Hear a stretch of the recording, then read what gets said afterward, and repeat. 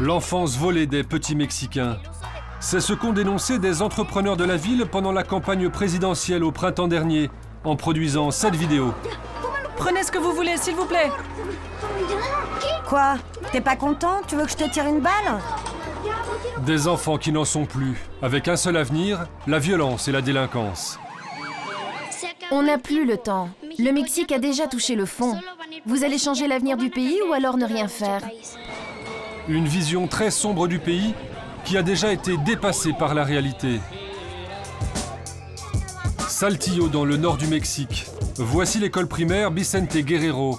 C'est l'heure de la récréation pour les 60 enfants de 3 à 5 ans qui sont scolarisés ici. Soudain,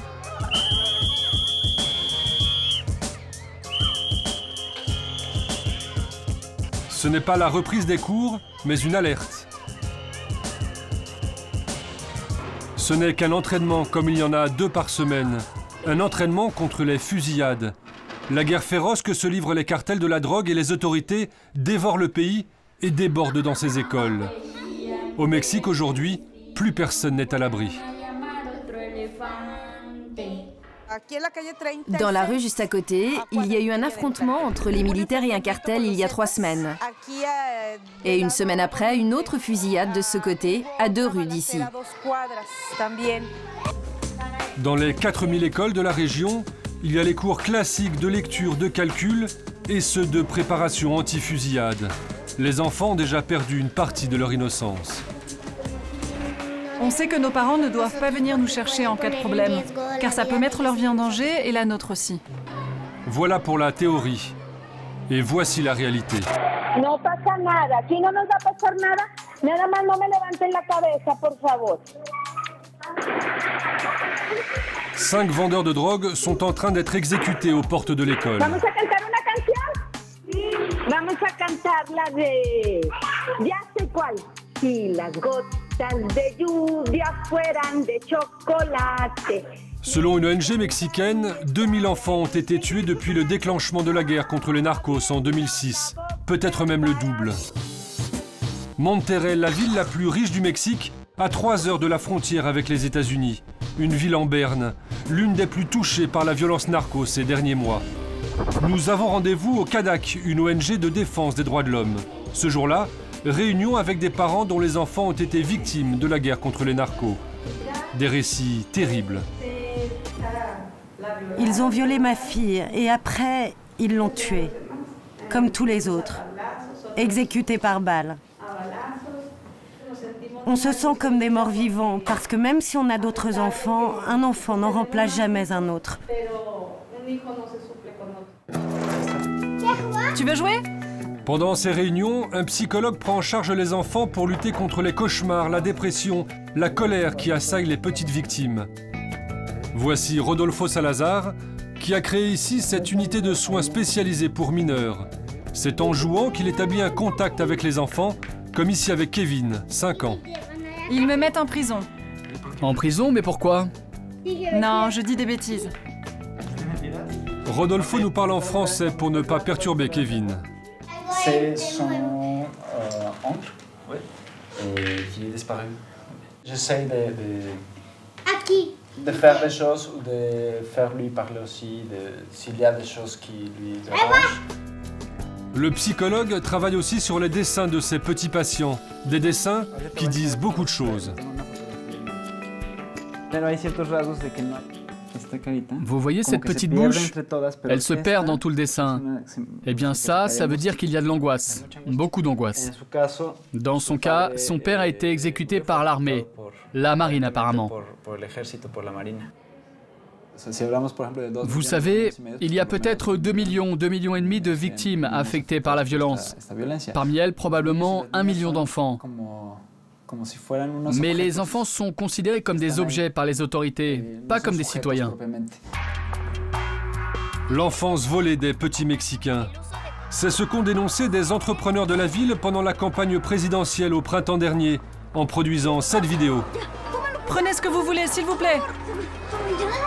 Quoi? T'es pas content? Tu veux que je te tire une balle?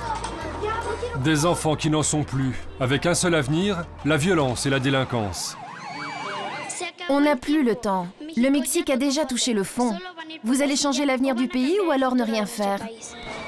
Une vision très sombre du pays qui a déjà été dépassée par la réalité. C'était en décembre 2010. L'armée mexicaine arrête ce garçon, un tueur surnommé El Ponchis. Il avoue avoir égorgé 4 hommes d'un cartel rival avant de les pendre sur ce pont.